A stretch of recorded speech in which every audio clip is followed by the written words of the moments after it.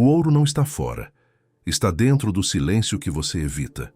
Há algo profundamente humano nesse impulso de buscar, de correr atrás daquilo que acreditamos ser a resposta para o vazio que carregamos, a pressa em prosperar, em conquistar, em provar algo. Mas por trás dessa corrida existe um ruído que poucos percebem. O ruído da escassez emocional, essa ansiedade por prosperar rápido, que parece nos empurrar para o sucesso, na verdade nasce da sensação silenciosa de que ainda não somos o bastante. E enquanto buscamos mais, o coração se esvazia. Talvez você sinta isso.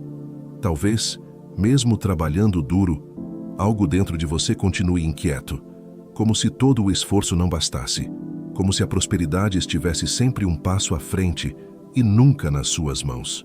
Mas e se eu te dissesse que a verdadeira riqueza não começa no esforço, que ela começa antes, no alinhamento interior entre fé, razão e intenção? Essa é a parte que poucos compreendem. A prosperidade não é algo que se conquista apenas com ações, mas com coerência. É um estado de espírito antes de ser um estado financeiro. É o modo como você se posiciona internamente diante da vida. A Bíblia já dizia: porque onde está o teu tesouro, aí estará também o teu coração. Essa frase não fala apenas de dinheiro. Fala de foco, fala de energia, fala de onde você coloca o centro da sua atenção.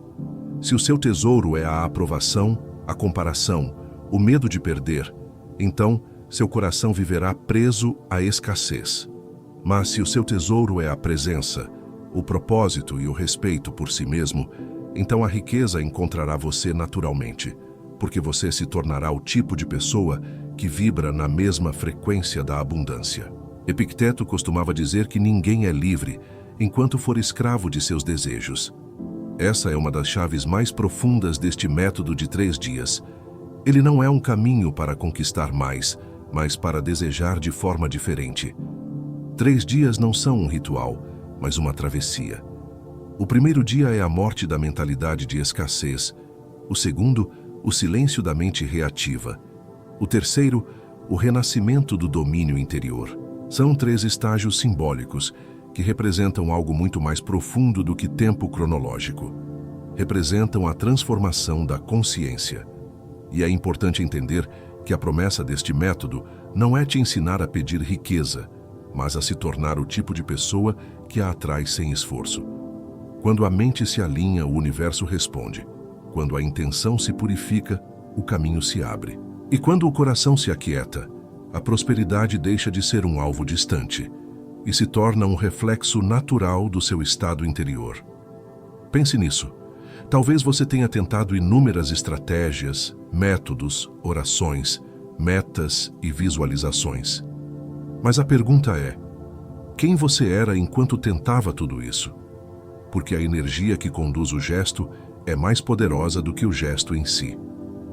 O método dos 3 dias é um convite para mudar a energia antes da ação, o interior antes do resultado. Imagine o ouro em seu estado bruto. Ele não nasce puro. Ele é retirado da terra misturado à pedra, ao pó, ao impuro. É preciso fogo para lapidá-lo. Assim é a consciência humana. O fogo do silêncio, o fogo da introspecção, o fogo da entrega. Sem ele, o brilho não aparece. E é por isso que os 3 dias são simbólicos. Eles representam o processo de refino interior. Nos próximos instantes, eu quero que você apenas respire. Sinta o ar entrar. Sinta o corpo relaxar. Não há pressa. A pressa é o primeiro obstáculo do espírito próspero. Há um tempo para semear, um tempo para esperar e um tempo para colher. A pressa tenta inverter essa ordem. Mas a alma que confia compreende que a vida se move em ciclos perfeitos e que o que você busca fora só floresce quando o interior está pronto para receber. Este é o início da sua travessia. 3 dias, 3 chaves, um só propósito. Transformar o modo como você se relaciona com a riqueza, com o tempo e consigo mesmo. Não será um método de fórmulas, mas de consciência. E se você permitir, ao final dessa jornada, você não apenas entenderá a prosperidade, você será a própria expressão dela.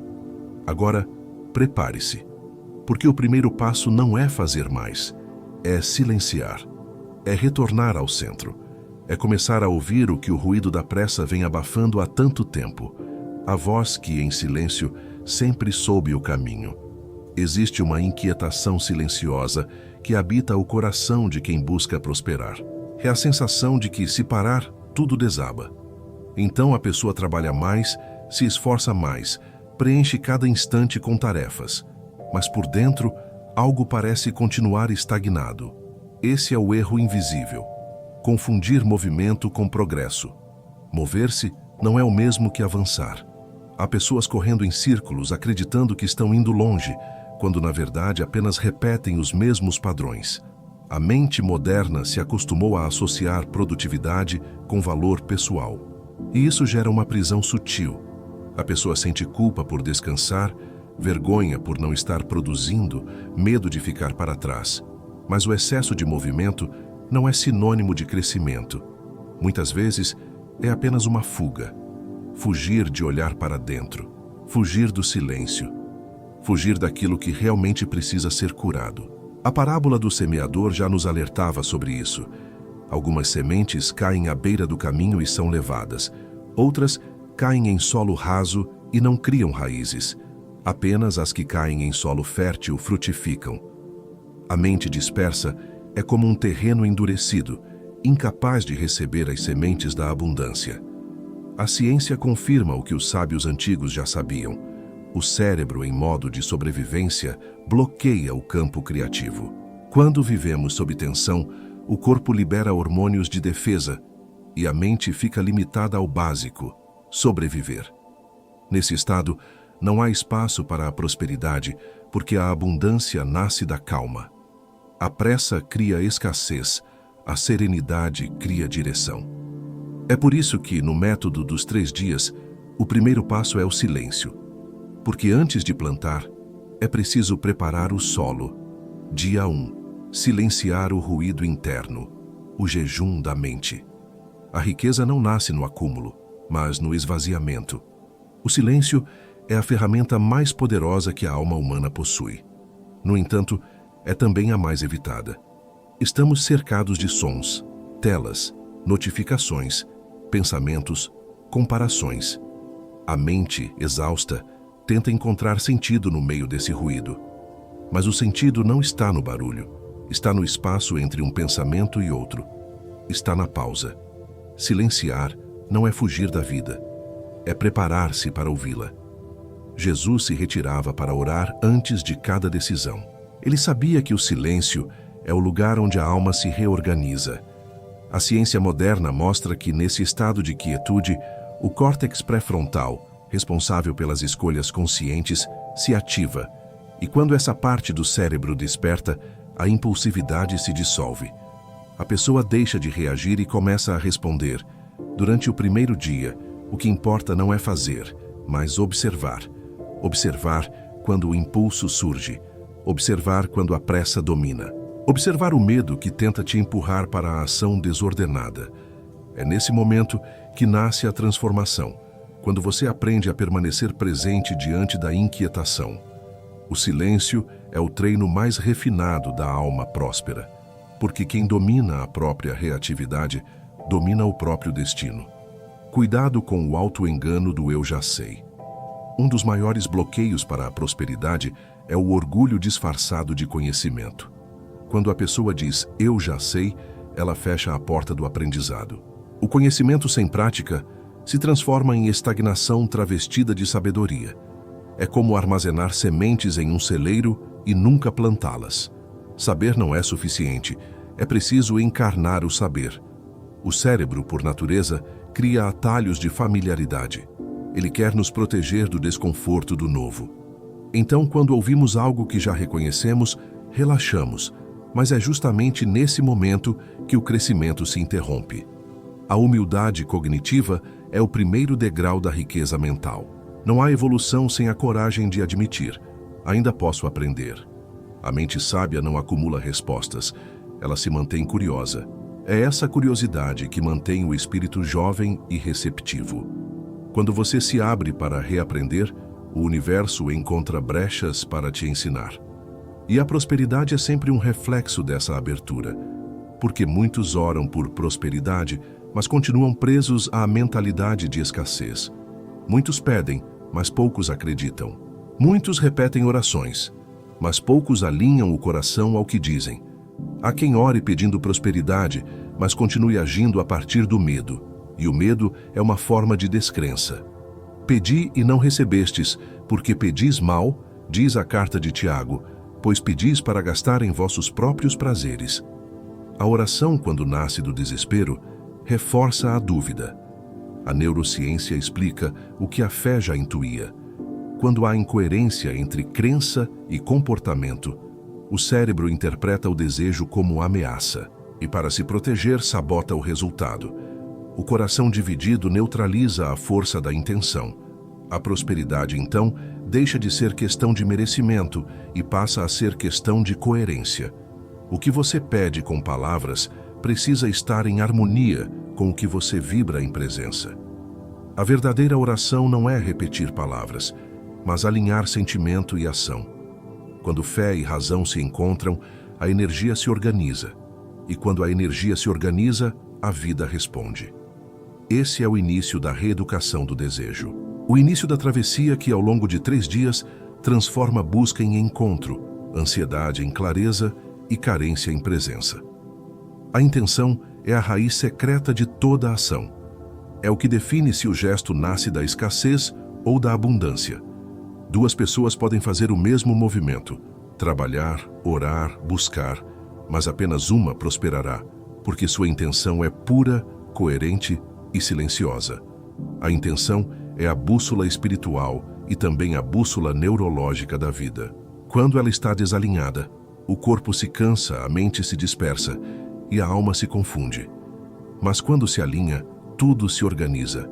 A prosperidade deixa de ser uma meta e se torna uma consequência natural da clareza. O foco molda o que enxergamos. A ciência chama isso de efeito Baader-Meinhof. Quando algo entra em nosso campo de atenção, começamos a percebê-lo em todos os lugares. É o mesmo com a prosperidade. Quando você ajusta a intenção, a percepção muda. Oportunidades que antes pareciam invisíveis começam a se revelar. É como limpar o vidro embaçado da consciência. O mundo não muda, você muda. E essa mudança silenciosa altera tudo. Há uma diferença profunda entre desejar e intencionar. O desejo vem do vazio, a intenção nasce da presença. O desejo busca o que falta, a intenção manifesta o que já existe em potencial. Quando você deseja apenas para preencher um buraco, o universo responde com mais buracos. Mas quando você age com intenção pura, cada passo se torna uma semente de abundância. José do Egito é o exemplo simbólico desse princípio. Ele prosperou mesmo na escassez porque seu foco não estava em status, mas em servir com propósito e coerência. A prática desse segundo dia é simples na forma, mas profunda em essência. Escrever intenções alinhadas aos seus valores, não aos seus medos. Quando você escreve com clareza o que deseja ser, e não apenas o que deseja ter, começa a enviar ao seu cérebro um novo código de realidade. Essa prática reprograma a mente para reconhecer o que está em harmonia com seu propósito e descartar o que é apenas distração. Prosperar não é acumular, é discernir. Este segundo dia é o coração do método. Ele ensina que prosperar é alinhar, que a ação sem intenção é ruído e a intenção sem ação é ilusão. Quando o interno e o externo se tornam um só movimento, nasce a coerência. E a coerência é a linguagem secreta da abundância. O paradoxo da fé e do controle. A tentativa de controlar os resultados é a negação silenciosa da fé.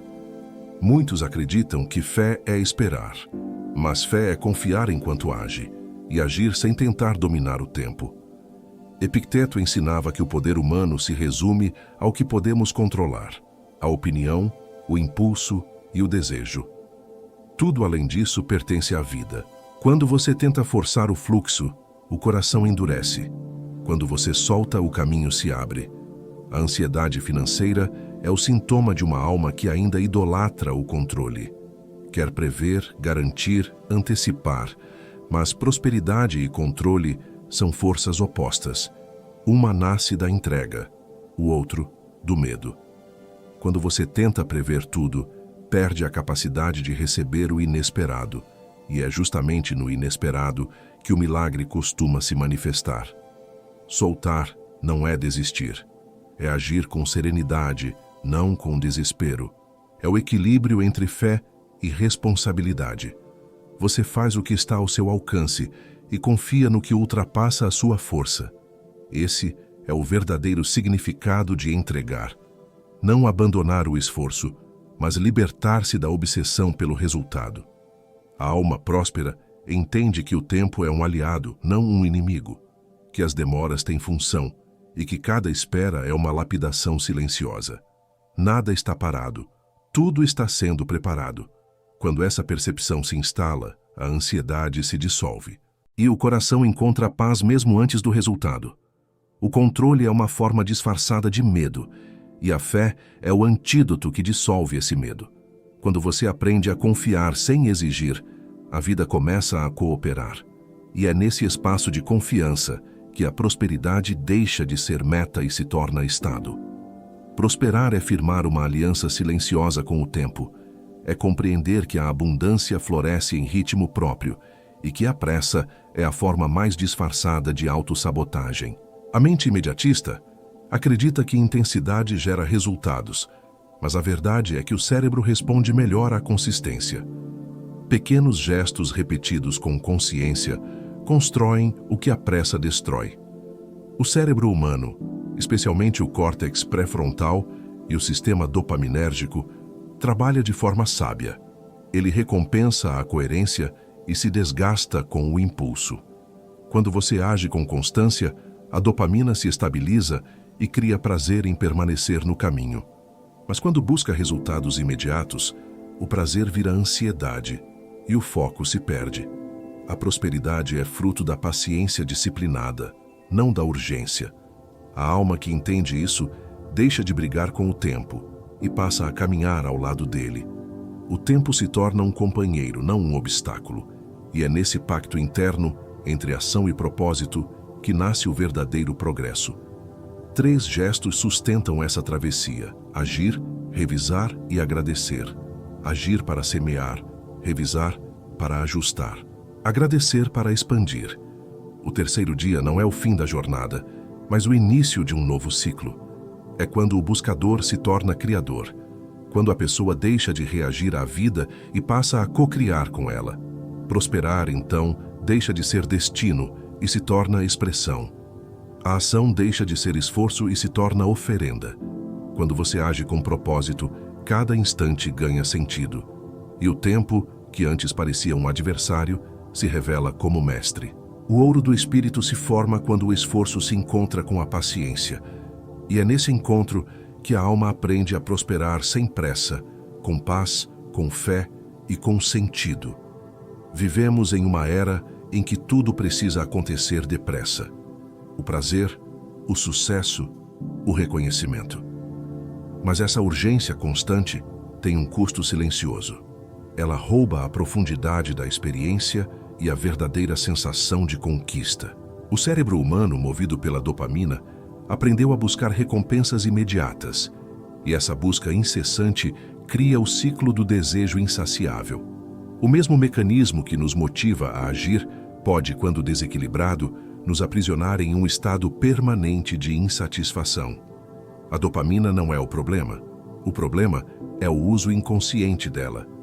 Quando se busca o prazer instantâneo, a aprovação, o elogio, a comparação, o cérebro aprende que apenas o rápido gera satisfação. Mas a verdadeira prosperidade requer o oposto: paciência, consistência e presença. O ciclo dopaminérgico do desejo impede a colheita de longo prazo porque nos faz abandonar processos antes que floresçam. E assim, a alma se cansa, acreditando que nada dá certo, quando na verdade só faltou tempo de maturação. Reeducar a mente dopaminérgica é um ato espiritual. Significa treinar-se para encontrar prazer não apenas no resultado, mas no processo. Quando você aprende a se alegrar no meio do caminho, o sucesso deixa de ser um ponto distante e se torna uma presença constante. O jejum de dopamina, tão falado hoje, não é apenas um exercício psicológico, é também um gesto de fé. É dizer ao universo: eu não preciso correr porque confio no ritmo da vida. O espírito próspero sabe esperar. Ele entende que a pressa empobrece o sentido. A impaciência é o inimigo da sabedoria. Tudo o que nasce de forma apressada nasce frágil, e tudo o que é cultivado com paciência se torna forte. Prosperar, então, é um treino de serenidade, agir sem desespero, continuar sem ansiedade, colher sem apego. A vida recompensa quem permanece. O ouro verdadeiro não é o resultado rápido, é o amadurecimento lento. Quando você se liberta da urgência de ver resultados imediatos, descobre que já está vivendo a abundância que tanto buscava, não no futuro, mas agora, na calma de quem sabe que está no caminho certo. O poder do reconhecimento silencioso. Poucas forças são tão transformadoras quanto o reconhecimento. Não aquele reconhecimento que espera aplausos, mas o reconhecimento silencioso, que nasce dentro do coração. É a capacidade de perceber valor antes que algo se perca. Quando você aprende a enxergar a beleza do que já tem, o universo entende que pode confiar em você para receber mais. Em tudo dai graças, escreveu Paulo aos Tessalonicenses. Essa frase não é uma ordem moral, é uma lei energética. A gratidão autêntica muda a percepção da realidade. O que antes parecia pequeno se revela abundante. O que antes parecia escasso se mostra suficiente. A prosperidade não cresce no solo da insatisfação. Ela floresce no solo do reconhecimento. A mente grata enxerga possibilidades onde a mente ingrata vê falta. E essa simples mudança de foco altera todo o campo energético que nos cerca. A história mostra que os que prosperam de forma duradoura são aqueles que aprendem a valorizar as bênçãos simples antes do sucesso material. Há empreendedores, artistas, professores, mães que transformaram completamente o rumo da própria vida quando começaram a agradecer não pelo que queriam, mas pelo que já tinham. A gratidão muda o cérebro, muda o corpo e muda o destino. Reconhecer o valor do que se tem é também um ato de fé. Reafirmar em silêncio que tudo o que é bom permanece e tudo o que é perdido cumpriu seu propósito. Esse reconhecimento dissolve a resistência, e quando a resistência se dissolve, a prosperidade flui com naturalidade. O reconhecimento não é o fim da busca, é o retorno ao lar. Quando você se torna capaz de ver abundância no simples, descobre que a verdadeira riqueza não está em ter mais, mas em enxergar melhor. Como a mente pobre sabota a riqueza com frases inocentes. Existem palavras que parecem inofensivas, mas que moldam silenciosamente a realidade. Não tenho sorte. Isso não é para mim. As coisas são difíceis para quem é honesto. Cada uma dessas frases é um comando que o cérebro interpreta como verdade. E quando a mente acredita, o corpo obedece. A mente pobre não é a que tem pouco dinheiro, é a que vive cercada por narrativas de escassez. Essas narrativas são aprendidas, muitas vezes sem percebermos. Herdadas de famílias, repetidas pela sociedade, reforçadas pelo medo. Elas criam uma atmosfera interna de limitação. Mas a boa notícia é que, assim como foram aprendidas, podem ser reeducadas.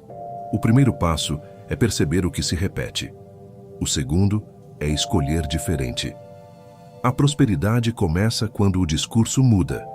Transformar a fala é transformar a vibração. Cada palavra carrega uma frequência. Quando você diz "eu escolho prosperar", não está apenas repetindo um mantra, está enviando ao cérebro a mensagem de que é possível. E o cérebro começa a buscar evidências para sustentar essa nova crença. A substituição consciente de narrativas é, portanto, uma ferramenta de reprogramação emocional. A mente próspera não nega a realidade, mas recusa o papel de vítima. Ela compreende que a linguagem cria caminhos, que dizer "não posso" é construir muros, e dizer "posso aprender" é abrir portas. O verbo é semente, e a colheita depende de como você o planta. Quando você começa a falar a partir da escolha e não da carência, algo muda dentro e fora. A vida começa a responder à sua nova vibração. E é nesse ponto que a riqueza deixa de ser conceito e se torna vivência. Desejar prosperar é natural, mas o desejo, quando não possui estrutura emocional, se transforma em armadilha. É como plantar uma semente em solo raso. Ela brota rápido, mas morre ao primeiro sol. Muitos querem riquezas, mas poucos estão preparados para sustentá-las. O desejo puro é fogo, mas sem direção, ele consome o próprio sonhador. É por isso que a prosperidade não se mede apenas pelo quanto se deseja, mas pelo quanto se suporta. A estrutura emocional é o alicerce invisível que sustenta a abundância quando ela chega. A Bíblia nos lembra do princípio da mordomia, ser fiel no pouco para que o muito possa ser confiado. Essa fidelidade não se refere apenas a bens materiais, mas à responsabilidade interior. Administrar bem o pouco é aprender a respeitar o processo, a valorizar as pequenas oportunidades e a transformar o que é simples em sagrado. É esse treinamento silencioso que prepara a alma para o muito. Quando o ego quer tudo de uma vez, o espírito sábio responde com paciência. A neurociência explica o mesmo princípio em outra linguagem. Pequenas ações consistentes criam novos caminhos neurais, reconfigurando o cérebro para a abundância. Isso significa que prosperar é um hábito mental, não um evento externo. A repetição consciente de atitudes alinhadas cria estabilidade emocional e clareza de propósito. O desejo, então, deixa de ser uma força dispersa e se transforma em direção. A ausência de estrutura faz com que o indivíduo confunda impulso com intuição. Mas a verdadeira intuição é calma e o impulso é ruidoso. Uma mente sem estrutura reage. Uma mente estruturada responde. A diferença entre os dois caminhos define o destino de quem busca prosperar. É por isso que muitos conquistam, mas poucos mantêm. Não é o ganho que eleva, é o domínio sobre si mesmo. Desejar sem estrutura é construir sobre areia. Mas quando o desejo se apoia em disciplina emocional, ele se torna ponte. O espírito amadurecido não quer apenas obter, ele quer sustentar. E sustentar requer equilíbrio, constância e humildade. A riqueza que chega antes da maturidade se transforma em peso. A que chega depois da lapidação se torna legado. O símbolo do ouro e o refino da alma. O ouro, em seu estado bruto, é imperfeito. Mistura-se a pedra, ao pó e às impurezas. Para revelar seu brilho, precisa do fogo. Assim também é a consciência humana. As provações financeiras, emocionais e espirituais não são castigos, são fornalhas de purificação. O sofrimento, quando compreendido, depura o caráter e fortalece a visão. O que arde hoje é o mesmo fogo que amanhã fará brilhar. Sêneca escreveu: nenhum vento é favorável para quem não sabe aonde vai. A adversidade é o vento que testa o rumo. É ela que revela se o desejo está firmado em valores ou em vaidades. Quando a alma sabe o que busca, o fogo não destrói, lapida. É nesse processo silencioso de perda e reconstrução que nasce a verdadeira riqueza interior. Aqueles que compreendem o valor do fogo deixam de temer as crises. Eles percebem que a dor tem função, que cada dificuldade é uma oportunidade de refino. O ouro da alma é a consciência purificada, o olhar que atravessa as aparências e enxerga sentido onde antes só havia caos. Prosperar, então, deixa de ser uma busca e se torna um modo de existir. As provações financeiras, tão temidas, são espelhos espirituais. Mostram onde ainda há apego, medo ou desequilíbrio. Quando você aprende a enxergá-las sem desespero, transforma o obstáculo em mestre. Cada perda ensina desapego. Cada escassez ensina gratidão. Cada crise revela onde ainda há algo a ser lapidado. O ouro verdadeiro não é o que se acumula fora, mas o que se consolida dentro. A alma refinada brilha em silêncio, não ostenta, irradia. E quando a consciência atinge esse estado, a prosperidade externa se torna apenas reflexo de uma riqueza já consolidada no interior. A armadilha moderna da comparação e o roubo da energia criativa. Comparar-se é um dos hábitos mais destrutivos da era moderna. O cérebro humano compara para se proteger, mas o excesso dessa comparação consome a clareza e rouba a energia criativa. Cada vez que você mede o seu valor pelos resultados alheios, enfraquece a própria luz. A comparação constante é uma forma sutil de autossabotagem. Ela gera inveja, dúvida e paralisia. O mandamento "não cobiçarás" não é apenas uma norma moral, é um princípio neuroemocional de foco. Quando você dirige a atenção para o que o outro tem, desvia a energia do que pode construir. A mente dispersa é improdutiva. A mente focada é fértil. A comparação fragmenta a energia, enquanto a inspiração direcionada a multiplica. Reprogramar a comparação em inspiração é uma arte. Significa observar o sucesso alheio sem se diminuir e usar esse reflexo como motivação para evoluir. O segredo dos que prosperam em silêncio é simples. Eles não competem, se inspiram. A energia que seria gasta em inveja é investida em criação.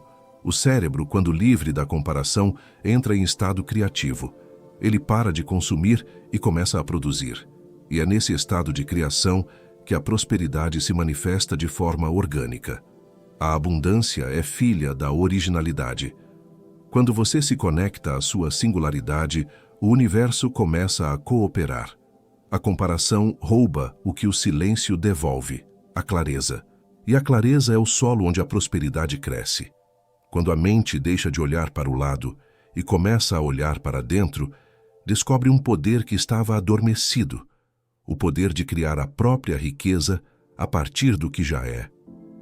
Tudo o que foi dito até aqui se resume a uma verdade simples e profunda.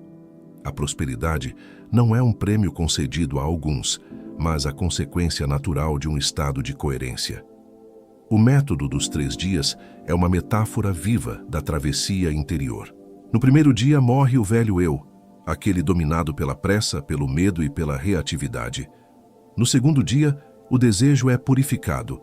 O coração aprende a diferenciar o que quer por ego do que quer por propósito. No terceiro, renasce a coerência, a união entre intenção, ação e fé. Essa é a verdadeira alquimia da prosperidade. Transformar carência em clareza, ansiedade em paciência, desejo em direção. Durante essa jornada, talvez você tenha percebido que a chave da riqueza nunca esteve fora. Sempre esteve no silêncio que você evitava.